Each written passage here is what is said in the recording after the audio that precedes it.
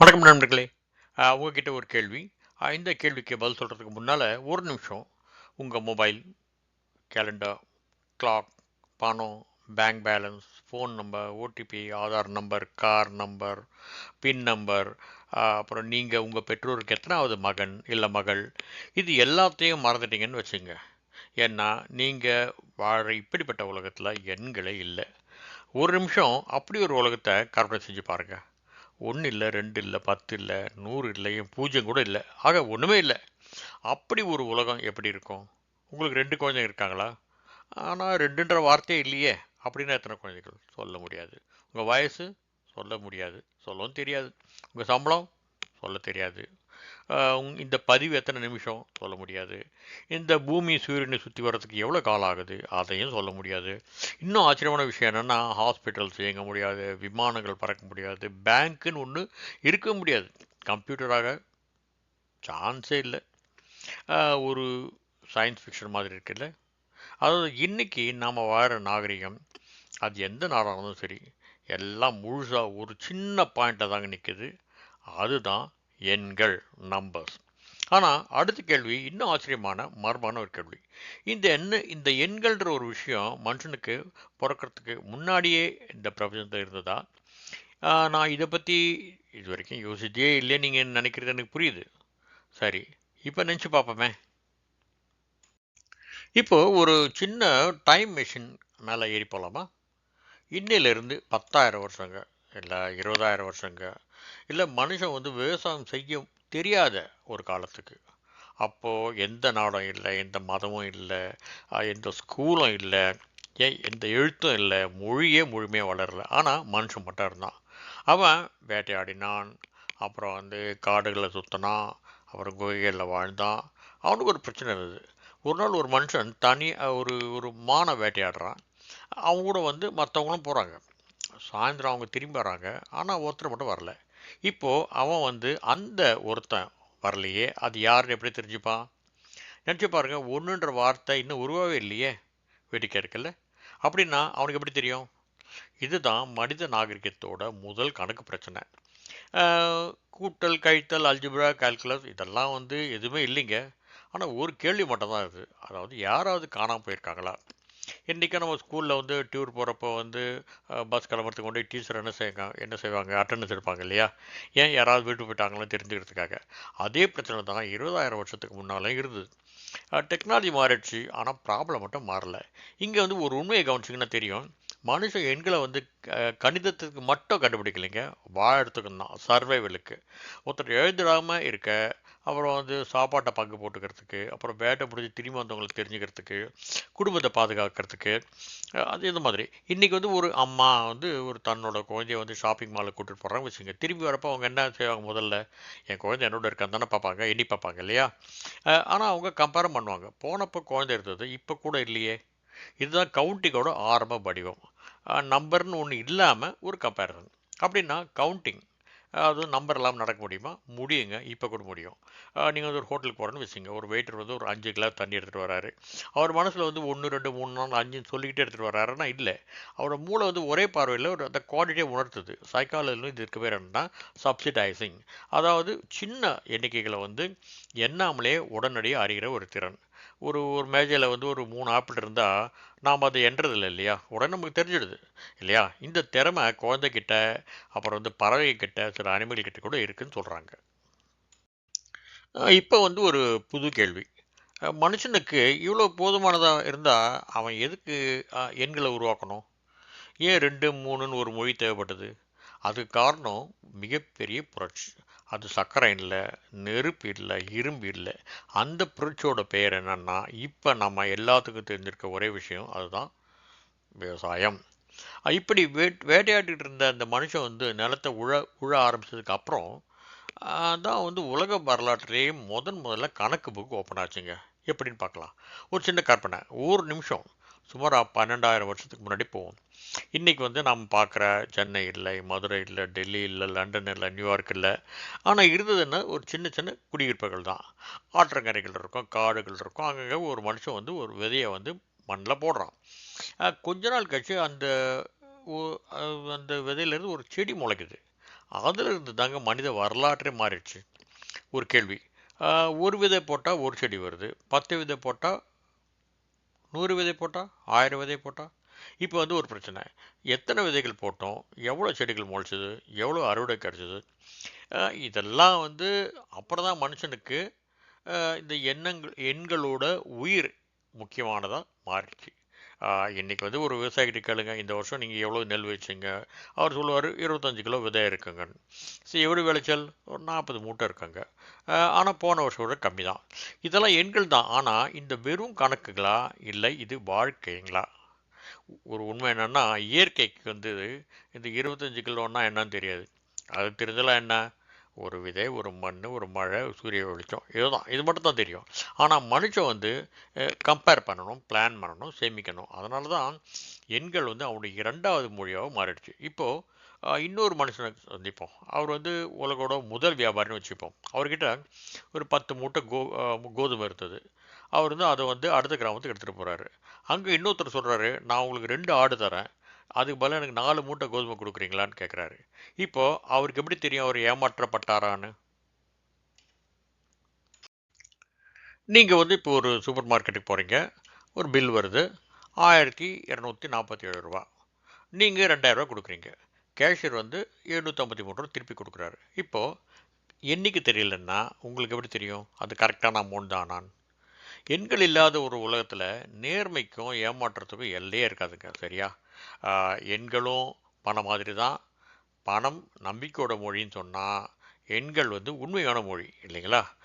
இப்போ வந்து நீங்கள் சிந்திக்கிறதுக்கு ஒரு கேள்வி, நண்பர்களே, ஒரு பொருளுக்கு விலை நிர்ணயிப்பது யார்? அது விற்பனையாளரா, இல்லை வந்து வாங்குறவரா, மார்க்கெட்டா, இல்லை அதுக்கு பின்னாடி இருக்கிற வந்து அந்த எண்களா?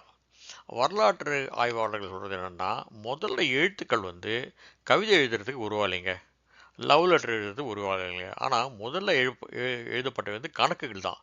எத்தனை மூட்டை தானியம், எத்தனை ஆடுகள், எவ்வளோ வரி, யார் கொடுத்தாங்க, யார் வாங்கினாங்க. நினச்சி பாருங்கள், மனிதன் வந்து கணிதத்தை எழுத தொடங்குறதுக்கு அப்புறம் தான் இலக்கியத்தை எழுத ஆரம்பித்தான்.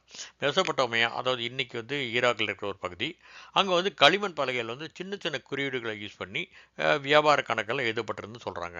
அதெல்லாம் வந்து சுமார் 5-6 வருஷத்துக்கு முன்னால் இருந்தது. அதாவது மனுஷன் வந்து முதல்ல எழுதுறது கவிதை இல்லை, கணக்கு தான்றது இப்போ புரிஞ்சுக்கிட்டோம். அதனால தான் சில வரலாற்று ஆய்வுகள் என்ன சொல்கிறாங்கன்னா, ஒரு சுவாரஸ்யமான விஷயம், வியாபாரம் தான், அதாவது அதுதான் வந்து எழுத்துக்களை வளர்த்துது. நீங்கள் என்ன நினைக்கிறீங்க? இப்போ வந்து பசியா மனுஷனை முன்னேறிச்சு, இல்லை லாபமா? இங்கே ஒரு ஆழமான கேள்வி. மனுஷன் வந்து கணக்கு புக்கை வந்து ப்ரிப்பேர் பண்ணால் சரி, ஆனால் இயற்கை அது எப்படி கணக்கிடுது? ஒரு மாமரத்துக்கு வந்து இப்போ பூக்க வேண்டிய காலம் வந்துடுச்சு, யார் இயற்கைக்கு சொன்னது? ஒரு சல்மான் மீன் வந்து ஆயிரக்கணக்கான கிலோமீட்டர் நீந்தி அது பிறந்த இடத்துக்கே திரும்பி போகணும்னு யார் சொல்கிறது? ஒரு பறவைக்கு வந்து வட துருவத்துலேருந்து தென் துருவத்துக்கு போக வேண்டிய நேரம் வந்துடுச்சுன்னு யார் சொல்கிறது? கேலண்டர் இல்லையே, கிளாக் இல்லையே. அப்படின்னா இயற்கைக்குள்ளே ஒரு கணிதம் இருக்கா? ஆச்சரியமான கேள்வி இல்லை? நண்பர்களே, ஒரு சின்ன விளையாட்டு விளையாடலாமா? உங்கள் கையில் வந்து ஒரு கேலண்டர் இருக்குது நினச்சிங்க. அந்த கேலண்டர் வந்து பூமியில் இருக்கிற எல்லா உயிரினங்கள்கிட்ட இருந்து பறிச்சிட்டோம். கிளாக்கு எல்லாத்தையும் எடுத்துட்டோம். மொபைல் ஃபோன் இல்லை, கூகுள் இல்லை, வாட்ச் இல்லை, கேலண்டர் இல்லை. அப்படின்னா நாளைக்கு காலையில் சூரியன் உதிக்க வேண்டிய நேரம் அதுக்கு எப்படி தெரியும்? கோடம் முடிஞ்சு மழை காலம் வர வேண்டிய நேரம் யார் இயற்கைக்கு நினைவூட்டுறாங்க? ஒரு மரம் வந்து இப்போது இலைகளை வந்து உதிர்க்கணும், எப்படி முடிவு எடுக்கப்படுது? இதெல்லாம் யார் கணக்கிடுறாங்க? நம்மளில் பல பேர் பார்த்தீங்கன்னா, ஒரு மீட்டிங் கூட சரியான நேரத்தில் போகிறதில்ல, இல்லைன்னா கஷ்டமாக இருக்குது. ஒரு பர்த்டே கூட பார்த்தீங்கன்னா, ஃபேஸ்புக் தான் நமக்கு ரிமைண்ட் பண்ணுது. ஒரு டாக்டர் அப்பாயின்மெண்ட்டை வந்து மொபைல் ரிமைண்டரில் இல்லைன்னா நம்மளே மறந்துடுறோம். இப்போது நம்மளோட உடம்புக்குள்ளே போவோம், நம்ம தூங்குகிறோம், எந்திரிக்கிறோம், பசிக்குது, சாப்பிட்றோம், தாகமாக இருக்க தண்ணி குடிக்கிறோம், மறுபடியும் தூங்குகிறோம். இந்த ஷெட்யூலை யார் போட்டாங்க? நாம் பிறந்தப்போ இந்த டைம் டேபிளை வந்து யாரும் நம்ம கையில் கொடுக்கலையே, இருந்தாலும் உடலுக்கு தெரியுது இல்லையா? இன்றைக்கி வந்து விஞ்ஞானிகள் வந்து அதுக்கு ஒரு பேர் வச்சுருக்காங்க, அதாவது சிர்காடியன். அதாவது சுமாராக 24 மணி நேரத்தை அடிப்படையாக வச்சுட்டு நம்ம உடலோட இயற்கையான பயாலஜிக்கல் கிளாக், சூரிய ஒளி, அப்புறம் இருள், மெலட்டோனின் மாதிரி ஹார்மோன்கள், மூளை, இது எல்லாத்தையும் சேர்த்து ஒரு அற்புதமான டைம் கீப்பராக தான் வேலை செய்யுது. கவனிச்சிங்களா? இங்கே வந்து யாரும் 1 2 3லாம் எண்ணலை. ஆனால் ஒரு ரிதம் இருக்குது, ஒரு பேட்டர்ன் இருக்கு இல்லையா? அதை தான் அப்புறம் மனுஷன் வந்து எண்களாக பார்க்க ஆரம்பித்தான். இதை பற்றின விரிவான ஒரு வீடியோ என்னோட இந்த சத்யா ஸ்பார்க்கிள் சேனலில் இருக்குது. லிங்க்கை வந்து டிஸ்கிரிப்ஷனில் ஷேர் பண்ணுறேன். நேரம் கிடைக்கிறப்ப நீங்கள் பாருங்கள். இப்போ ஒரு கர்ப்பிணி பெண்ணை பற்றி நினச்சி பாருங்கள். ஒரு குழந்தை வந்து தாயோட கருப்பையில் சுமார் 38லேருந்து 40 வாரங்கள் வளருது. சில நாட்கள் முன்ன பின்ன ஆகலாம். ஆனால் பெரும்பாலான குழந்தைகள் ஒரு குறிப்பிட்ட வளர்ச்சியில் ஒரு ஆர்டரில் தான் ஃபாலோ பண்ணுது. முதல்ல இதயம், அப்புறம் வந்து மூளை, கால்கள், கைகள், அப்புறம் நுரையீரல். ஒவ்வொரு கட்டமும் ஒரு ஒரு அற்புதமான கால ஒழுங்கை பின்பற்றுறது இல்லையா? இந்த யார் இந்த திட்டத்தை எழுதியிருக்காங்க? டாக்டரா? இல்லை அந்த தாயா? இல்லை அந்த குழந்தையா? இல்லை இல்லையா? அப்படின்னா ஒரு உயிரியல், அதாவது பயாலஜி. ஏன்னா இங்கே தான் இந்த சமயத்தில் தான் நீங்கள் வந்து இன்னும் சில ஆச்சரியமான விஷயங்களை நம்ம தெரிஞ்சுக்கணும். அதை ஒரு எலி வந்து சுமாராக வந்து ஒரு 3 வாரங்களில் குட்டி போடுது. ஒரு பூனை வந்து 2 மாதங்க, ஒரு நாய் வந்து அதுக்கு கொஞ்சம் கிட்ட, ஒரு மனிதன் சுமார் 9 மாதங்கள், அப்புறம் ஒரு யானை கிட்டத்தட்ட 2 வருஷங்க. ஒரே இயற்கை தான். ஆனால் ஒவ்வொரு உயிருக்கும் வேறு வேறு பயாலஜிக்கல் ஷெட்யூல்ஸ் இருக்குங்க. இதெல்லாம் வந்து யார் நிர்ணயித்தாங்க அப்படின்னு நினைக்கிறப்ப ரொம்ப பிரமிப்பாக இருக்குல்ல? நண்பர்களே, ஒரு கம்ப்யூட்டர் வந்து ஒரு கணக்கை தப்பாக போட்டுச்சுன்னா நம்ம என்ன சொல்கிறோம்? சாஃப்ட்வேர் பக்குன்னு சொல்லிடுறோம் இல்லையா? ஆனால் ஒரு மனித உடலில் ஒரு செல் தவறான நேரத்தில், தவறான இடத்துல ஒரு கட்டுப்பாடு இல்லாமல் பிரிய ஆரம்பித்தா அதை நம்ம என்ன சொல்கிறோம்? கேன்சர்னு சொல்கிறோம். அதாவது உடலோட அந்த இயல்பான ஒழுங்கு சீர்குலைச்சிச்சுன்னா நம்ம உடலோட ஆரோக்கியம் ஒவ்வொரு செல்லோட ஒழுங்கான செயல்பாடு நம்பி தாங்க இருக்குது. ஒரு பெரிய ஆர்கெஸ்ட்ரா, இசைக்குழு நீங்கள் கற்பனை பாருங்கள். அதில் 100 பேர் இருக்காங்க, 100 பேர் வாசிக்கிறாங்கன்னா ஒவ்வொருத்தரும் அவங்க இஷ்டப்படி வாசிச்சா அது ஒரு மியூசிக் மாதிரி இருக்குமா என்ன? ஒரே நாசியாக தான் இருக்க முடியும். இப்போ ஒரு தேனீ கூட்டுக்குள்ளே போவோம். ஏன்னா அதனோட தேன் குழு அறுகோண வடிவத்தை, அதாவது எக்ஸகோண வடிவத்தில் இருக்கு இல்லையா? ஏன் வட்டமாக இல்லை? ஏன் சதுரமாக இல்லை? ஏன் முக்கோணமாக இல்லை? பல நூற்றாண்டுகளை வந்து கணித மேதைகள் இந்த கேள்வி ஆராய்ஞ்சாங்க. கடைசியில் ஒரு அற்புதமான உண்மை தெரிய வந்தது. அது என்னென்னா, அறுகோண வடிவம் அது வந்து அதிக இடத்தை குறைஞ்ச அளவு மெழுகில் வீணாக்காமல் பயன்படுத்த உதவுதுன்றது தான். தேனி வந்து ஸ்கூலில் போய் ஜியாமெட்ரி படிச்சுதா? இல்லை என்ஜினியரிங் காலேஜில் சேர்ந்ததா? இல்லை அது வந்து இயற்கை வந்து அதுக்கு ஒரு திறமையான வடிவை வழங்கியிருக்குன்னு அதுக்கே தெரியுமா? தேனிக்கு இந்த எக்ஸகன்னா என்னன்னு தெரியுமா? நாம தான் அந்த வடிவத்தை எக்ஸகன்ற பேர் வச்சோம். ஆக மனிதன் வந்து உருவாக்குறதுக்கு முன்னால், எண்களை உருவாக்குறதுக்கு முன்னாலேயே வந்து ஒரு ஒழுங்கு இருந்தது, ஒரு ஆர்டர் இருந்தது, ஒரு பேட்டர்ன் இருந்தது, ஒரு ரிதம் இருந்தது. மனுஷன் வந்து அதையெல்லாம் கவனித்தான், அதுக்கெல்லாம் பேர் வச்சான், மெஷர்மெண்ட் பண்ணான், எழுத ஆரம்பித்தான். அப்படின்னா அடுத்த கேள்வி இன்னும் கூட கொஞ்சம் ஆழமானது. அதாவது எண்கள் வந்து மனிதன் உருவாக்கிய மொழியா, இல்லை பிரபஞ்சத்தோட மொழியை வந்து மனிதன் புரிஞ்சிக்க உருவாக்கிய ஒரு குறியீடுகளா? இந்த கேள்விக்கு வந்து பதில் தரணும் நம்ம வந்து கணித மேதைகள்கிட்ட தான் போனோம்னு சொல்ல, தத்துவ ஞானிகள்கிட்ட போனோம். பிளாட்டோ, அரிஸ்டாட்டில், இந்த மாதிரி இந்தியாவில் இருக்க ரிஷிகள், இவங்க எல்லாருமே இந்த கேள்வி வந்து வேறு வேறு விதமாக பார்த்துருக்காங்க. எண்கள் கண்டுபிடிக்கப்பட்டதா இல்லை கண்டறியப்பட்டதா? உலக புகழ்பெற்ற விவாதத்துக்குள்ள நுழைவோம். வேறவா பார்க்கலாம் வாங்க. ஒரு சாதாரணமாக தெரிகிற ஒரு கேள்வி, ஆனால் பல ஆயிரம் வருஷங்களாக எல்லாரையும் சிந்திக்க வச்ச ஒரு கேள்வி. அதாவது எண்கள் உண்மையிலே எங்கே இருக்குது? ஒரு சுவாரஸ்யமான சோதனை. உங்கள் வீட்டில் வந்து ஒரு டேபிள் இருக்குது, சரி. அதை தொட முடியும், பார்க்க முடியும், எடை போட முடியும். அது ஒரு ஒரு ஃபிசிக்கல் ஆப்ஜெக்ட் இல்லையா? ஆனால் இந்த 3ன்ற எண்ணம் வச்சுங்களேன். இந்த 3 வந்து எங்கே வச்சுருக்கீங்க? அல்மாரிலையா? இல்லை வந்து புத்தகத்திலையா? மொபைல்லையா? இல்லை இந்த இந்த 3ன்ற எண்ணை வந்து உங்களால் தொட முடியுமா? தொட முடியாது இல்லையா? ஆனால் அது இல்லாமல் நம்ம வாழ்க்கைங்கம்மா முடியாது தானே? ஒரு பெரிய கேள்வி. கண்ணால் பார்க்க முடியாத ஒன்று எப்படி இவ்வளவு சக்தி வாய்ந்தா இருக்க முடியும்? உதாரணமாக சொல்லணும், ஒரு கிராவிட்டியை நம்மளால் பார்க்க முடியாது. ஆனால் அது இல்லைன்னா நம்மளால் பூமியில் நிற்க முடியுமா? காற்றை பார்க்க முடியாது, ஆனால் அது இல்லாமல் நம்மளால் உயிரோடு இருக்க முடியாது. அதுபோல் எண்களை பார்க்க முடியாது, ஆனால் அவை இல்லாமல் எந்த ஒரு நாகரிகமும் இல்லைங்க. பழையகால கிரேக்க விஞ்ஞானி பிளாட்டோ ஒரு வித்தியாசமான ஒரு கருத்தை சொன்னார். அவர் வந்து அவர் பார்வையில் இந்த உலகில் நாம் பார்க்குற பொருள் எல்லாமே ஒரு உண்மையினோட நிழல்கள் தான். உதாரணமாக இந்த உலகில் வந்து முழுமையான வட்டம் ஒன்றை உருவாக்க முடியுமா? ஒரு ஒரு பேப்பரில் வரைகிற வட்டம் கூட சரியாக இருக்குது, அதில் சில குறைபாடு இருக்கும். ஆனால் பர்ஃபெக்ட் சர்க்கிள்ன்ற ஒரு கருத்து நம்மளோட மனசில் இன்னும் இருந்துட்டு தான் இருக்குது.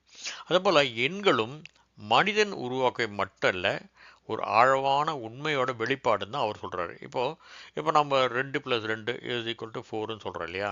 இது வந்து மனிதன் உருவாக்கிய விதியா, இல்லை மனிதன் கண்டுபிடித்த உண்மையா? இப்போ நம்ம பூமியில் இருந்தாலும் சரி, செவ்வாய் கிரகத்தில் இருந்தாலும் சரி, ஒரு கல்லோட இன்னொரு கல்லை சேர்த்தா 2 கல்லாக தானே இருக்க முடியும். இன்னொரு 2 கல்லையும் சேர்த்தா 4 கல்லாக தான் இருக்க முடியும். இது வந்து எந்த நாட்டோட சட்டமும் இல்லை, எந்த மதத்தோட நம்பிக்கையும் இல்லை, ஏன் எந்த அரசாங்கத்தோட உத்தரவும் இல்லை. இது ஒரு இயற்கையோட தொடர்பு. ஆனால் கொஞ்சம் வெயிட் பண்ணுங்க, இங்கே ஒரு முக்கியமான வேறுபாடு இருக்குங்க. அதாவது நியூமரல் இது ரெண்டுத்துக்கும் வந்து வித்தியாசம் இருக்குங்க. பல பேருக்கு கொஞ்சம் குழப்பம் இருக்குது இந்த விஷயத்தில். உதாரணமாக நீங்கள் ஒரு 5ன்னு என்ன வச்சுங்க, ஒரு 5 ஆப்பிள் வச்சுருக்கீங்கன்னு வச்சுங்க. அதோட அளவு, அதாவது 5ன்ற கருத்து உங்களுக்கு தெரியும். ஆனால் அது ஒரு நம்பர், அதை எழுதுகிற விதம் நீங்கள் வந்து 5ன்னு நம்ம எழுதுறோம் இல்லைங்களா, நியூமரிக்கல் நம்ம எழுதுகிறோம். அதே மாதிரி ரோமன் லெட்டரில் அவங்க எப்படி எழுதுவாங்க, வீன்ற மாதிரி எழுதுகிறாங்க. ஆக இதெல்லாம் நியூமரல்ஸு. அதாவது ஒரு நம்பரை வெளிப்படுத்துகிற குறியீடுகள். ஒரே கருத்து தான், ஆனால் வேறு வேறு மொழிகள். ஒருத்தரோட பேர் எடுத்துங்களேன், ஒருத்தர் வந்து தமிழில் ஒரு பேரை எழுதலாம், ஆங்கிலத்தில் அதே பேரை வேறு மாதிரி ஸ்பெல்லிங்கில் எழுதலாம். ஸோ வேறு மொழியில் வேறு ஒரு உச்சரிப்பாகவும் இருக்கலாம். ஆனால் மனிதர் ஒருவர் தான் இல்லையா? அது வேறு நம்பர் ஒன்று தான், ஆனால் அது எழுதும் சின்னங்கள் நிறைய இருக்குங்க. இப்போ இன்னொரு சிந்தனை, மனிதன் இல்லாத ஒரு பிரபஞ்சத்தை வந்து நீங்கள் கற்பனை செஞ்சு பாருங்கள். பூமியில் மனிதங்களே இல்லைன்னு வச்சுங்களேன். அப்போ வந்து ஒரு என்ன ஆகுது, ஒரு நட்சத்திரம் இன்னொரு நட்சத்திரம் சுற்றுது, கிரகங்கள் சுற்றிட்டு இருக்குது, அணுக்கள் இணைகின்றன, டிஎன்ஏ வந்து தன்னைத்தானே வந்து காப்பி எடுத்துக்குது. இதெல்லாம் நடக்குமா? நிச்சயமா. அப்படின்னா இந்த நிகழ்வில் இருக்கிற ஒழுங்குகளுக்கு என்ன பேர் வச்சுருப்போம் நம்ம? மேத்தமேட்டிக்ஸ். பல நூற்றாண்டுகளுக்கு முன்னாலேயே மனிதர்கள் மரத்துலேருந்து ஆப்பிள் விடுறதை பார்த்துருக்காங்க. ஆனால் ஐசக் நியூட்டன் மட்டும்தானே ஒரு விதியை பார்த்தார் அந்த ஒரு நிகழ்வில். அவர் தானே கிராவிட்டின்ற ஒரு விஷயம் சொன்னார். ஆனால் அவர் கிராவிட்டி உருவாக்குனாரா என்ன? அது வந்து அந்த மனிதன் பிறக்கிறதுக்கு முன்னாலே இருந்ததா இல்லையா, இல்லை அவர் செஞ்சது வந்து அதை கண்டுபிடிச்சி விளக்கினதானா? அதுபோல் இந்த மனித விதிகள் மனிதன் உருவாக்குனதானா, இல்லை ஏற்கனவே இருந்த ஒன்றை மனிதன் கண்டுபிடிச்சானா? சில விஞ்ஞானிகள் சொல்கிறது என்னென்னா, கணிதன்றது மனித மூளையோட உருவாக்கம் தான். ஏன்னா நாம தான் வந்து அந்த சிம்பிளை உருவாக்கணும், ரூல்ஸ் போட்டோம், அதுக்கும் டெஃபினேஷனை சொன்னதும் நம்ம தான். இப்போ ஜீரோன்ற சின்னம், ப்ளஸ்ன்ற குறியீடு, அப்புறம் ஈக்குவல்ஸ்ன்றனே அந்த குறியீடு, இது எல்லாமே மனிதனால் உருவாக்கப்பட்டவை தானே அப்படின்னு சில பேர் சொல்கிறாங்க. இன்னொரு தரப்பு என்ன சொல்கிறாங்கன்னா, பாருங்க, மனிதன் வந்து ஏற்கனவே இதெல்லாம் ஏற்கனவே இயற்கையில் இருந்தது தான், மனிதன் வந்து அதை வந்து கண்டுபிடிச்சான், அவ்வளோதான் அப்படின்ற மாதிரி. ஒரு குகைக்குள்ளே வந்து ஒரு சிலை மறைஞ்சிருக்குன்னு நினச்சிங்களேன். அதை வந்து அந்த அந்த சிற்பி அந்த சிலையை உருவாக்குனாரா, இல்லை அந்த கல்லுக்குள்ளே இருந்த வடிவத்தை வந்து வெளியே எடுத்துகிட்டு வந்தாரா? இது மாதிரி கணிதமாக இருக்கலாங்க. இசை எடுத்துங்களேன், மனிதன் வந்து சப்தங்களை கண்டுபிடிச்சான், சரி. ஆனால் ஒரு பறவை பாடுற ஒலி, ஒரு நீர்வீழ்ச்சியோட ஓசை, காற்றோட அதிர்வு, இது எல்லாமே மனுஷன் பிறக்கிறதுக்கு முன்னாடியே கூட இருந்தது தானே. ஸோ மனிதன் அதுக்கெலாம் வந்து ஒரு ராகம் கொடுத்தான், ஒவ்வொரு ராகத்துக்கும் ஒரு பேர் வச்சான், ஒழுங்குபடுத்தினான். ஒரு மனிதனோட இதயம் பார்த்திங்கன்னா ஒரு நாளில் வந்து 1,00,000 முறை துடிக்குது, ஒரு வருஷத்தில் பல கோடி, ஏன் அவர் பல மில்லியன் கணக்கில் துடிக்குது வாழ்நாள் முழுதும். ஆனால் இதயம் வந்து இது ஒவ்வொரு துடிப்பையும் அது கணக்கு போட்டு வச்சுக்கிறதா என்ன? இல்லையா? அது வந்து இயற்கையோட ரிதம். இந்திய தத்துவ மரபு படி பார்த்தீங்கன்னா கூட எண்களுக்கு வந்து ஒரு தனி இடம் இருந்ததுங்க. பண்டைய இந்திய சிந்தனையில் பார்த்தீங்கன்னா பிரபஞ்சம் வந்து ஒரு ஒழுங்கின் வெளிப்பாடு என்ற ஒரு எண்ணம் இருந்தது. ரிதம், ஒழுங்கு, இந்த மாதிரி கருத்துக்கள் இயற்கையோட இணைச்சதாக தான் பார்க்கப்பட்டது. சூரிய உதயம், சந்திர சுழற்சி, பருவ மாற்றம், வளர்ச்சி, பிறப்பு, அப்புறம் வந்து மறுபடியும் வளர்ச்சி, மரணம், மறுபடியும் தொடக்கம். ஸோ இந்த சுழற்சிகளிலிருந்து ஒரு மனித ஒழுங்கை வந்து மனிதன் உணர்ந்தான். சிந்திக்க வந்து ஒரு கேள்வி நம்மளே, ஒரு அதாவது ஒரு மனிதர்களே இல்லாத ஒரு தீவில் வந்து ஒரு மரம் விழுதுன்னு வச்சுங்களேன். அதுக்கு பக்கத்தில் இன்னொரு மரம் விழுது, ரெண்டையும் சேர்த்து யாரும் எண்ணலை. ஆனால் அங்கே அந்த ரெண்டுன்ற உண்மை இருக்கா இல்லையா? அதை வந்து எண்றதுக்கு அப்புறம் தான் ரெண்டுன்ற வார்த்தை உருவாச்சா? இப்போது நமக்கு ஒரு புரிதல் கிடச்சிருக்கு. எண்கள் வந்து வெறும் கணக்கு போடும் கருவிகள் மட்டும் இல்லைங்க, அது வந்து மனித சிந்தனையோட மிகப்பெரிய கண்டுபிடிப்பில் ஒன்று. ஆனால் ஒரு பிரச்சனை இருக்குது. மனிதன் வந்து எண்களை உருவாக்கிட்டா சரி, ஆனால் அதோட பழைய எண் முறைகள் ஒரு கட்டத்தில் வந்து அவனுக்கே தடையாக இருந்துச்சு. குறிப்பாக சொல்லணும்னா ஒரு மிகப்பெரிய கேள்வியில் அவன் சிக்கிக்கிட்டான். அதாவது எதுவுமே இல்லாத ஒன்றை எப்படி எழுதுறது? அந்த கேள்விக்கான பதில் தான் மனித வரலாற்றையே மாற்றிச்சுங்க. அந்த பதிலோட பேர் பூஜ்ஜியம், 0. பூஜ்ஜியம் வர்றதுக்கு முன்னால் உலகம் எப்படி இருந்தது? ரோமானியர்கள் வந்து ஏன் பெரிய கணக்கில் வந்து சிரமப்பட்டாங்க? ஒரு சுவாரஸ்யமான விஷயத்தை சிந்தித்து பாருங்கள்.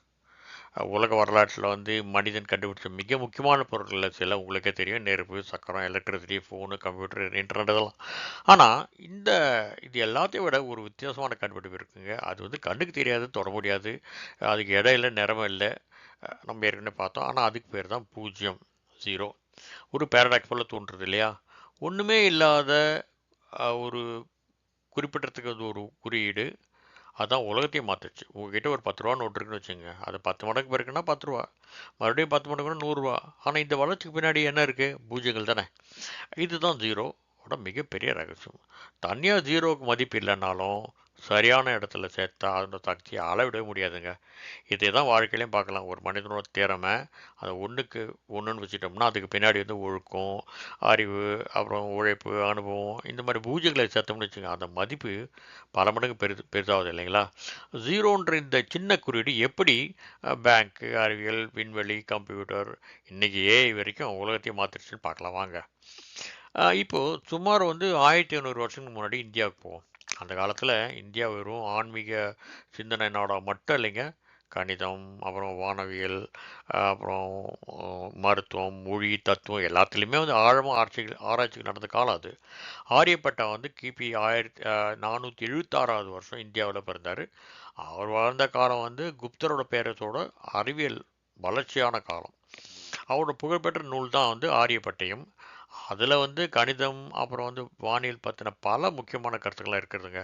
ஆனால் இங்கே ஒரு முக்கியமான விஷயம் சொல்லணும். பல இடங்களில் வந்து ஆரியப்பட்டர் தான் ஜீரோ கண்டுபிடிச்சாருன்னு சொல்லப்படுது. ஆனால் வரலாற்று ரீதியாக பார்த்தீங்கன்னா ஆதாரங்கள் அதை முழுமையாக உறுதி செய்யலைங்க. ஆரியப்பட்டாவோட சில பேர் சேர்ந்து அவங்களும் பங்களிப்பு கொடுத்தாங்க அப்படின்ற மாதிரி தான் சொல்லப்படுது.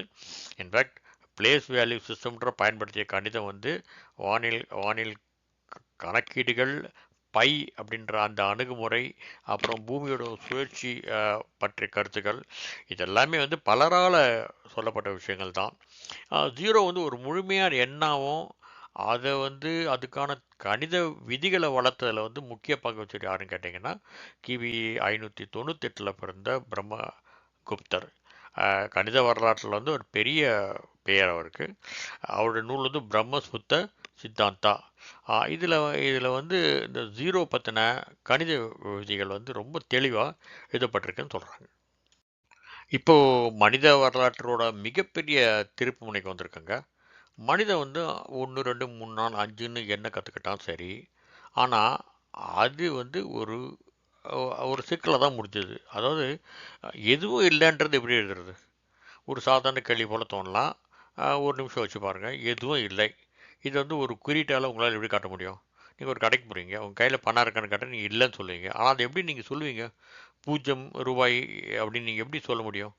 ஸோ இன்றைக்கி வந்து இது சாதாரண விஷயமா இருக்கலாம். ஒரு சாதாரண வார்த்தையாக தான் நமக்கு எல்லாம் தோணும். ஆனால் ஆயிரக்கணக்கான வருஷத்துக்கு முன்னால் இது ஒரு புரட்சிகரமான சிந்தனை தான் தோணும். ஒரு பொருளே இல்லாத பட்சத்தில் அதை எப்படி எண்ணுவீங்க? பிரமிடை கட்டினவங்க, அவங்க கணிதத்தில் முன்னேறினவங்க, அவங்ககிட்ட எண் குறியீடுகள் இருந்துச்சு. 1க்கு குறியீடு, 10க்கு வேறு குறியீடு, 100 வேறு குறியீடு, 1000க்கு வேறு குறியீடு, இப்படிலாம் இருந்தது. ஆனால் இன்னைய டெசிமல் இந்த பிளேஸ் வேல்யூ சிஸ்டம் போல் ஒரு இலக்கோட இடம் அதோட மதிப்பு மாற்றுற முறையில் இல்லைங்க. இன்றைக்கி நம்ம எழுதுகிறோம் 5, 500, அப்புறம் வந்து 1000, இதே மாதிரி. ஆனால் அந்த 5 இருக்குது. ஆனால் இடம் மாறுறப்போ மதிப்பு மாறுது இல்லையா? 1, 10, 100 இதுதாங்க பிளேஸ் வேல்யூ. ஒரு சின்ன புள்ளி, ஒரு சின்ன இடம், ஒரு சின்ன குறியீடு எப்படி எவ்வளோ பெரிய மாற்றத்தை உருவாக்க முடியும்?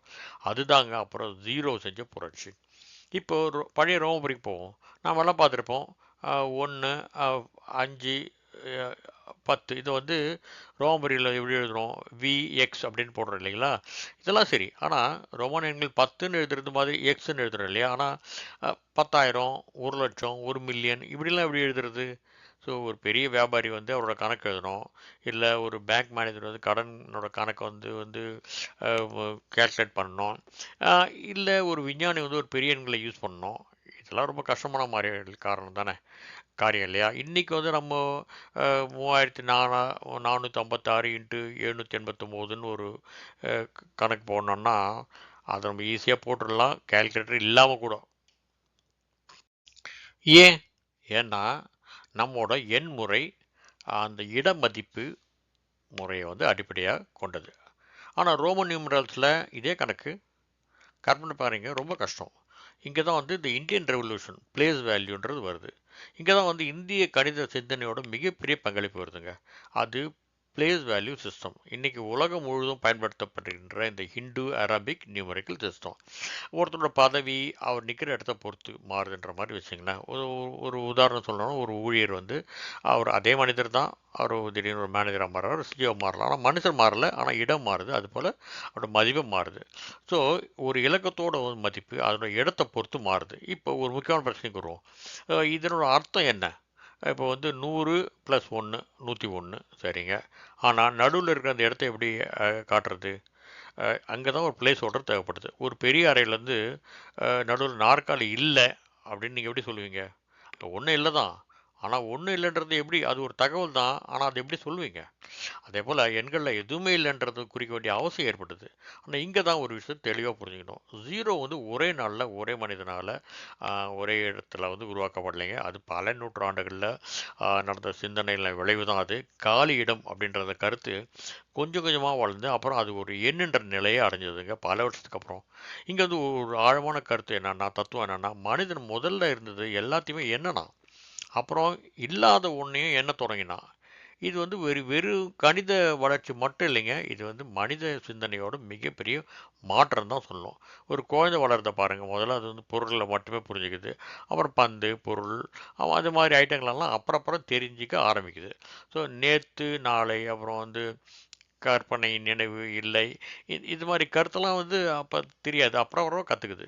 ஸோ 0 அது மாதிரி தாங்க. ஒரு அறிவு சார்ந்த வளர்ச்சி தான். ஆனால் உலகத்துக்கு வந்து 0 தேவைன்றதை உணர்ந்து மட்டும் பத்தலைங்க. அதை வந்து சரியாக வரையறுக்கணும் இல்லையா? அதுக்கு விதிகள் தேவை. ஸோ 0வோட கூட்டினா, கழிச்சா, பெருக்குனா, வகுத்தா, இதெல்லாம் யார் விளக்குனாங்க? இந்தியாவில் வந்து வாழ்ந்த மிகப்பெரிய மேதை 0 வந்து ஒரு பிளேஸ் ஹோல்டர்லேருந்து ஒரு முழுமையான கணித எண்ணாக மாற்றினார். அவர் தான் நம்ம ஏற்கனவே சொன்னோம், பிரம்மகுப்தர். அதுக்கு முன்னாடி சில கணிதத்துறை இன்னொரு இருந்தார், அது ஆரியப்பட்டர். ஓகே நண்பர்களே, மனுஷன் வந்து இன்னைக்கு வந்து வானத்தை பார்க்குற காலத்துலேருந்து அவனுக்கு வந்து அந்த காலத்துலேயே பார்த்தீங்கன்னா அவனுக்கு 2 பெரிய விஷயங்கள் தாங்க கேள்விகள் முன்னாடின்றது. ஒன்று, இந்த பிரபஞ்சம் எப்படி இயங்குது? 2வது, இந்த பிரபஞ்சத்துக்கும் என்னோட வாழ்க்கைக்கும் ஏதாவது தொடர்பு இருக்கா? இந்த தேடல் இருந்ததாங்க பல சிந்தனை முறைகள் உருவாச்சு. அதில் ரொம்பவும் முக்கியமான பிரபலமான 2 அமைப்புகள் என்னென்னா, ஆஸ்ட்ராலஜி, அதாவது வந்து வானியல் ஜோதிடம். இன்னொன்று வந்து நியூமராலஜி, எண் ஜோதிடம். 2மே வந்து மனித வாழ்க்கையில் ஒரு ஒழுங்கு இருக்குன்ற ஒரு அடிப்படை எண்ணத்தில் இருந்து வந்தது தான். ஆனால் 2 அமைப்புகளோட அணுகுமுறை இருக்கு பாருங்க, அது வேற வேற. அஸ்ட்ராலஜினா என்ன? முதல்ல இந்த வானியல் ஜோசியம் அதை பற்றி சுருக்கமாக பார்ப்போம். அஸ்ட்ராலஜின்றது பிறந்த நேரத்தில் வானத்தில் இருந்த சூரியன், சந்திரன், கோள்கள், நட்சத்திரங்களோட பொசிஷன், இதுக்கும் இந்த மனித வாழ்க்கைக்கும் ஏதாவது மனித வாழ்க்கையோட தன்மைக்கும் ஏதாவது தொடர்பு இருக்கிறதா சொல்லப்படுற ஒரு பழமையான அமைப்பு. ஒரு குழந்தை பிறகுது. அந்த நேரத்தில் சூரியன் எந்த ராசியில், சந்திரன் எங்கே, செவ்வாய் எந்த நிலையில், குரு எந்த வீட்டில், இப்படி கணக்கு போட்டு ஒரு ஜாதகம், அதாவது ஹாரோஸ்கோப் உருவாக்கப்படுது. அப்புறம் அதனோட அடிப்படையில் அந்த மனிதனோட குணம், வாழ்க்கை பாதை, திருமணம், தொழில் வாய்ப்புகள், அப்புறம் இதை பற்றின சில விளக்கங்கள்லாம் கொடுக்கப்படுது. இந்த வானியல் ஜோதிடம் பற்றி என்னோட இந்த சேனலில் வந்து ஒரு பதிவு இருக்குது, ஒரு கதை வடிவில். லிங்க்கையும் ஷேர் பண்ணுறேன், நீங்கள் நேரம் கிடைக்கிறப்ப கேளுங்க. நண்பர்களே, இது வரைக்கும் நம்ம பார்த்தது இந்த எண்களின் அறிவியல் பயணம், குகை மனிதர்களோட எண்ணிக்கை, அது முதல்ல, அப்புறம் வந்து விவசாயம், வியாபாரம், வானியல், அஸ்ட்ராலஜி, கம்ப்யூட்டர், இதெல்லாம். ஆனால் இப்போ ஒரு வித்தியாசமான ஒரு உலகத்துக்குள்ள நுழையிறோம். ஸோ இங்கே தாங்க நம்மளோட அடுத்த பெரிய சுவாரஸ்யமான பயணம் தொடங்குது. எண்களுக்கு வந்து அர்த்தம் கொடுக்குற இந்த மனித பழக்கம் வந்து ஒரு தனி அமைப்பாக மாறிடுச்சுங்க. அதோட பேர் தான் நம்ம இன்னைக்கு எல்லாருக்கும் நமக்கு தெரிஞ்சிருக்கிற நியூமராலஜி, அதாவது எண் ஜோதிடம். சிலர் வந்து இதை வந்து ஒரு ஆன்மீக வழிகாட்டின்னு பார்க்குறாங்க. சில பேர் அது ஒரு வந்து சூடோ சயின்ஸ், அதை பொய்யான ஒரு விஞ்ஞானம் அப்படின்ற மாதிரியும் விமர்சிக்கிறாங்க. சிலர் வந்து அவங்க பேரையே கூட மாற்றிக்கிறாங்க. பிறந்த தேதியை வச்சு முடிவெடுக்கிறாங்க. சில பிரபலங்களவங்க இதில் நம்பிக்கை வச்சுருக்காங்க. உதாரணத்துக்கு பார்த்தீங்கன்னா, மறைந்த முன்னாள் முதலமைச்சர் ஜெயலலிதா கூட அவங்க பேருக்கு பின்னாடி ஒரு ஏவை கூடுதலாக சேர்த்துக்கிட்டாங்க. ஆனால் உண்மை என்ன? நியூமராலஜி உண்மையில் என்ன சொல்லுது? அது யார் தொடங்கினது? அறிவியல் ஆய்வுகள் என்ன சொல்லுது? அது எதிர்காலத்தை கணிக்க முடியுமா? ஸோ இதை பற்றிலாம் நம்ம தெரிஞ்சுக்கலாம். இப்போ சில மர்மமான எண்களை பற்றி பார்ப்போம். முதல்ல இந்த மிஸ்டீரியஸ் 7 அதோட இயற்கைக்கும் அதுக்கும் என்ன தொடர்பு இருக்குது பார்ப்போம். 7 என்ற எண் உலகத்தில் வந்து பல பண்பாடுகளில் முக்கியமான இடம் பெற்றிருக்குன்னு தான் சொல்லணும். ஒரு வாரத்தில் 7 நாட்கள், வானவில்லில் பொதுவாக சொல்லப்படுறது 7 நிறங்கள், இசையில் 7 அடிப்படை ஸ்வரங்கள், அப்புறம் சில பழைய நாகரிகங்களில் கூட 7ன்றது ஒரு முழுமையான குறிக்கிற மாதிரி ஒரு எண்ணம் கருதப்பட்டிருக்குங்க. ரிலீஜியஸ் கான்டெக்ஸ்டில் பார்த்தோம்னா இந்திய மரபில் வந்து இந்த சப்த ரிஷிகள், சப்த ஸ்வரங்கள், சப்தபதி இப்படி 7க்கு வந்து ஒரு தனி இடத்தையே கொடுத்துருக்காங்க. யூத மரபில் கூட 7க்கு முக்கியத்துவம் இருக்குங்க. படைப்பு கதைன்னு சொல்கிற இடத்துல வந்து அது தொடர்பாக ஒரு ஒரு அந்த 7 நாட்கள் கருத்தாக இருக்குங்க. இஸ்லாமிய மரபில் பார்த்தீங்கன்னா 7என்ற நம்பர் கூட சில ஆன்மீக குறிப்புகள் இருக்குது. உதாரணமாக 7 வானங்கள் அப்படின்ற ஒரு கருத்து இருக்குங்க. புத்த மரபுலையும் கூட சில எண்கள் வந்து குறிப்பிட்ட அர்த்தங்களோட பயன்படுத்தப்பட்டிருக்கு. ஆனால் ஒரு முக்கியமான விஷயம் என்னென்னா, இந்த 7ன்றது வந்து ஆன்மீகம் இல்லைங்க, அது கலாச்சார முக்கியத்துவம் இருக்காது இந்த நம்பரில். ஒரு நம்பிக்கை தானே, இது ஒரு நம்பிக்கை தான் தவிர இது வந்து அறிவியல் ரீதியாக நிரூபிக்கப்பட்ட ஒரு இயற்கையான சக்தின்னு சொல்ல முடியாதுங்க. நம்பர் 12 இது வந்து ஒரு காஸ்மிக் நம்பராக கருதப்படுது. ஒரு வருஷத்தில் வந்து 12 மாதங்கள், கடிகாரத்தில் 12 மணி நேர அமைப்பு, அப்புறம் வானவியல் வந்து 12 ஜோடியாக் சயின்ஸு, அப்புறம் ஒரு அடிக்கு 12 இன்ச்சு, ஏன் சில பூக்கள் உதாரணம் குறிஞ்சி பூக்கள் வந்து 12 வருஷத்துக்கு ஒரு தடவை பூக்குதுன்னு சொல்கிறது. ஏன் 12? இதுக்கு வந்து ஒரு நடைமுறை காரணம் இருக்குங்க. 12 வந்து எந்த நம்பிக்கையான எந்த எண் நம்பர் அதில் கூட வகுக்க முடியும். அப்புறம் நம்பர் 9 இது வந்து இந்தியன் ஃபேவரட் நம்பர்னு கூட சொல்லலாம். 9ன்ற எண்ணுக்கும் இந்திய கலாச்சாரத்துக்கும் ரொம்ப முக்கியத்துவம் இருக்குதுங்க. உதாரணம் சொல்லணும்னா நவராத்திரி, நவகிரகங்க, அப்புறம் நம்பர் 9 வந்து ராசியான நம்பர் கூட சில பேர் சொல்கிறாங்க. அப்புறம் நம்பர் 108 இது வந்து ஒரு ஃபேமஸ் சேக்ரெட் நம்பர்னு தான் சொல்லணும். நாம் எங்கே இந்த 108 பார்க்குறோம்? இந்த ஆன்மீக மரபில் பார்த்தீங்கன்னா ஜபமாலையில் 108 மணிகள் இருக்கும். சில மந்திரங்க கூட 108 முறை சொல்கிற மாதிரி வரும். அப்புறம் யோக மரபுகளில் கூட பார்த்தீங்கன்னா 108க்கு வந்து முக்கியத்துவம் கொடுத்துருக்காங்க. அப்புறம் வந்து கோயிலில் வந்து 108 தடவை தேங்காய் உடைக்கணும். இதெல்லாம் நம்ம கேள்விப்பட்ட விஷயங்கள் தான். இதுக்கு பல விளக்கங்கள் சொல்கிறாங்க. அதில் ஒன்று என்னென்னா, சூரியனோட விட்டம் இருக்கு இல்லைங்களா, அது வந்து அப்புறம் அது பூமியிலிருந்து சூரியனுக்கு இருக்கிற அந்த தூரம், அதோட விகிதம் சுமாராக வந்து 108 மடங்கு இருக்கிறதா நம்பப்படுது. அதே மாதிரி தான் சூரியனுக்கும் சில தொடர்புகள் இருக்கிறதா சொல்கிறாங்க. ஆனால் இது எல்லாமே நான் ஏற்கனவே சொன்ன மாதிரி இந்த சரியான அறிவியல் காரணம் காட்டி உறுதிப்படவில்லை. ஆனால் வந்து இந்தியர்களுக்கு வந்து ரொம்பவும் பரிச்சயமான இன்னொரு எண் வந்து 18. மகாபாரதத்தில் வந்து 18 பருவங்கள், அப்புறம் குருட்சேத்திர போர் 18 நாட்கள், பகவத்கீதையில் 18 அத்தியாயங்கள், இந்த மாதிரி. ஸோ இந்திய சிந்தனையில் பார்த்தீங்கன்னா எண்கள் வந்து வெறும் கணித குறியீடுகள் மட்டும் இல்லைங்க, சில நேரங்களில் வந்து தத்துவ கருத்துக்களை வேறுபடுத்துகிற கருவிகளாக இருந்திருக்கு. உதாரணமாக சொல்லணும், ஒன்றுன்னா வந்து ஒற்றுமை, யூனிட்டி, அதுக்கு 2னா இரட்டைத்தன்மை, டுவாலிட்டி. டுவாலிட்டின்னு சொன்னால் இரவு பகல், ஆண் பெண், இன்பம் துன்பம், இந்த மாதிரி.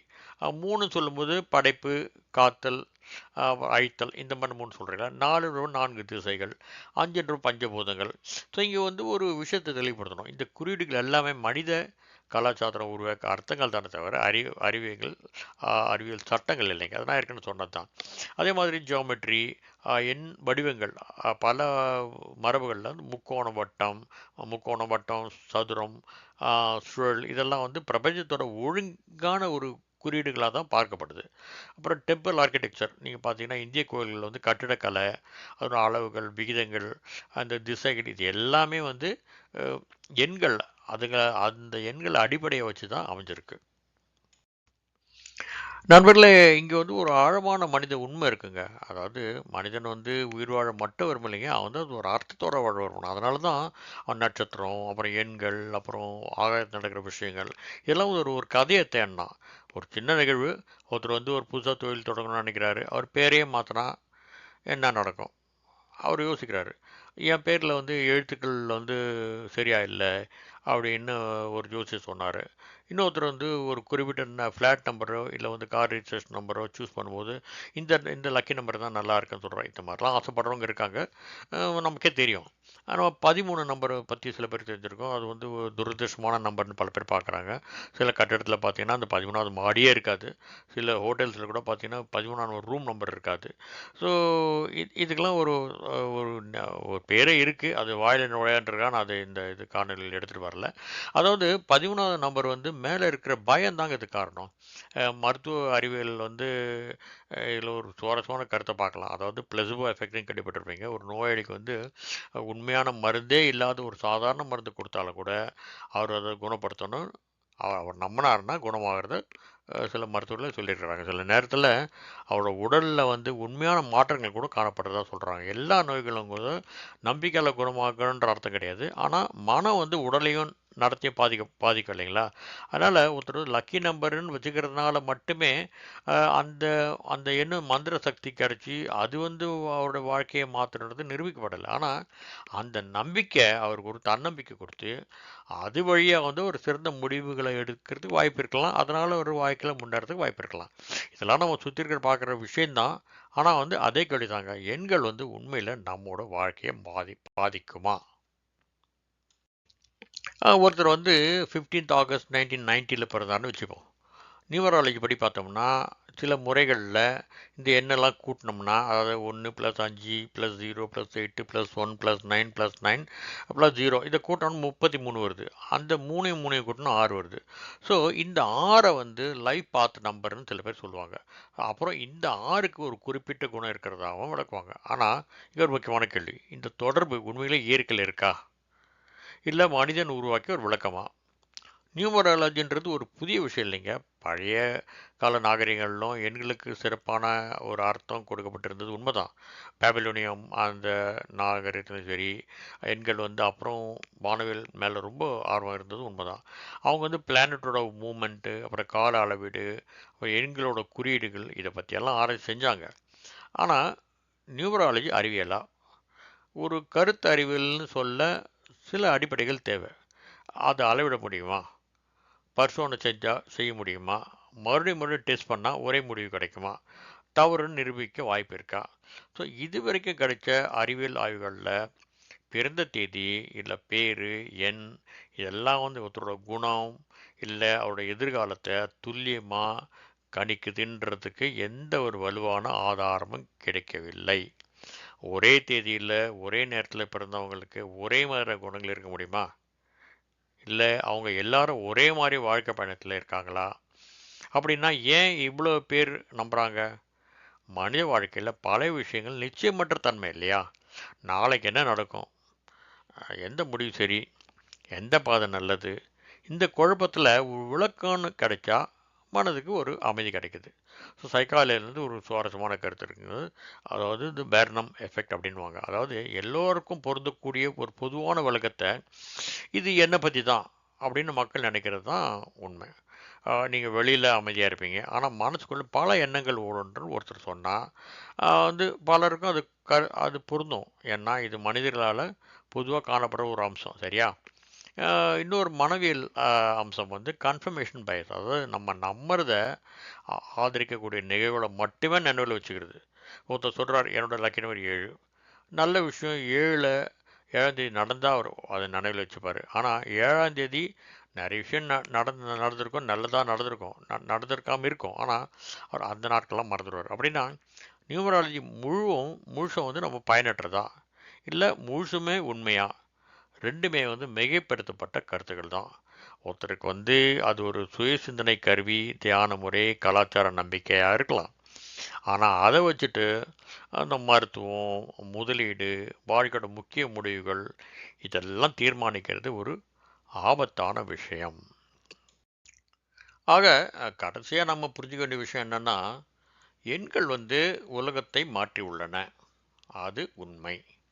ஆனால் அந்த எண்களுக்கு நாம் கொடுக்குற அர்த்தம் எப்போவுமே அறிவியல் உண்மையாக இருக்க வேண்டிய அவசியம் இல்லைங்க. எண்கள் வந்து அறிவுக்கும் பயன்படலாம், நம்பிக்கைக்கும் பயன்படலாம். ஆனால் விவேகம் அவசியம். எண்கள் வந்து சில பேருக்கு அறிவியலோட கருவிகள் சில பேருக்கு வந்து சில நேரங்களில் கலாச்சாரத்தோட சின்னங்கள், சில மனிதருக்கு வந்து மனித நம்பிக்கையோட பிரதிபலிப்பு. ஆனால் ஒரு விஷயத்தை நம்ம மறந்துக்கூடாதுங்க. எண்கள் வந்து வாழ்க்கையை அளக்கிறதுக்கு உதவும். ஆனால் வாழ்க்கையோட மதிப்பை அதனால் தீர்மானிக்க முடியாதுங்க. மனிதரோட செயல்கள் தான் அதை தீர்மானிக்க முடியும். 0லேருந்து இன்ஃபினிட்டி வரைக்கும் எண்கள் அதனோட பயணம் முடிவில்லாதது தான். அதே போல் மனிதனோட தேடலும் முடிவில்லாதது. சில நியூமராலஜி ஆதரவாளர்கள் சொல்கிறது என்னன்னா, எண்களுக்கு அதிர்வுகள் இருக்குது, அதாவது இந்த வைப்ரேஷன் இருக்குன்னு சொல்கிறாங்க. இயற்கையில் வந்து அதாவது இயற்பியலில் அதிர்வு அப்படின்றது ஒரு உண்மையான கருத்து தான். அதாவது வைப்ரேஷன் உண்மை தான். உதாரணத்துக்கு ஒரு ஒலி அலைகள், ஒளி அலைகள், அப்புறம் மின்காந்த அலைகள் இதெல்லாம் இருக்குது. ஆனால் ஒரு எண்ணோட குறியீடு ஒரு மனிதனோட விதியை மாற்றுற அளவுக்கு எப்படி செயல்படுது? இதுக்கு அறிவியல் ஆதாரம் தேவை இல்லையா? இப்போ வந்து ஒரு சுவாரஸ்யமான கேள்வி. ஆர்டிஃபிஷியல் இன்டெலிஜென்ஸ் ஏஐ எதிர்காலத்தை கணிக்க முடியுமா? ஓரளவு முடியும். ஏன்னா உதாரணத்துக்கு வந்து இப்போ சொன்னோம்னா வானிலை ஏஐ நாளைக்கு மழை பெய்ய வாய்ப்பு இருக்கான்றது சொல்ல முடியும்.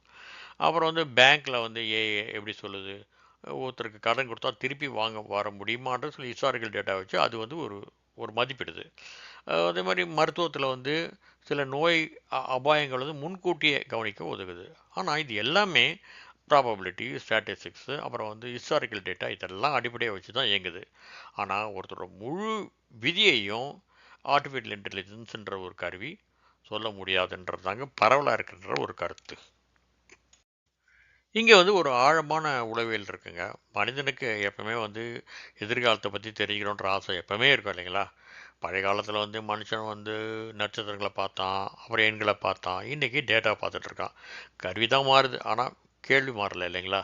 நாளைக்கு என்ன நடக்கும் அந்த ஒரு கேள்வி தான். சில பேர் கேட்கலாம், இந்த இது ஏஐ வந்து இதுவும் ஒரு வகையில் நியூமராலஜி தானேன்னு சொல்லிட்டு. இது சுவாரஸ்யமான கம்பேரிசன் தான். ஏன்னா ரெண்டுலையுமே வந்து இந்த தகவல் இருந்து தான் பேட்டர்ன் தேடப்படுது. ஆனால் ஒரு ஒரு முக்கியமான ஒரு வேறுபாடு இருக்குது. அது என்னென்னா, ஏஐ பேட்டர்னில் வந்து உண்மையில் நடந்த ஹிஸ்டாரிக்கல் டேட்டாலேருந்து வருது. ஆனால் நியூமராலஜி எண்களுக்கு முன்கூட்டியே கொடுக்கப்பட்ட அர்த்தங்கள்லேருந்து வர்ற விளக்கம் தான்.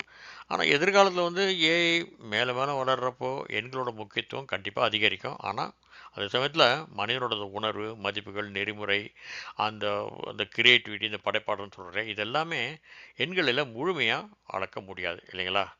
ஒரு நம்பிக்கை வந்து மனிதனுக்கு உதவலாம். ஆனால் அது வந்து அது பயமாக மாறிடக்கூடாது. ஸோ நியூமராலஜி நம்பணுமா, நிராகரிக்கணுமா, அதை வந்து ஒரு கண்ணாடியாக பாருங்கள். ஏன்னா உங்கள் வாழ்க்கையை நீங்கள் தான் மேனேஜ் பண்ணணும். உங்கள் வாழ்க்கையோட ஸ்டீரிங் வீலை மட்டும் அதுக்கிட்ட கொடுத்துடாதீங்க. எண்களை புரிந்து கொள்ளுங்கள், ஆனால் உங்கள் வாழ்க்கையின் கணக்கை நீங்களே எழுதுங்க. அவ்வளோதாங்க. ஸோ இந்த பதிவு வந்து உங்களுக்கு ரொம்ப உபயோகமாக இருக்கும் நம்புகிறேன். என்னோட அடுத்த பதிவில் மறுபடியும் சந்திப்போம். நன்றி, வணக்கம்.